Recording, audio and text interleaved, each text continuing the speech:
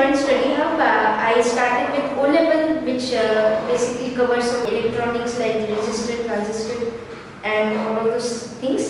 Then I gained interest in programming, and then I progressed to the next level, A-level, where I worked with AVR and took my first touch to programming.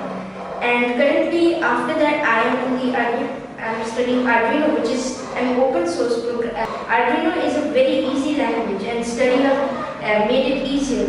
Now I'm going to go to the next level, the advanced level, where I'm once again going to work with AVR, and I'm really excited about it.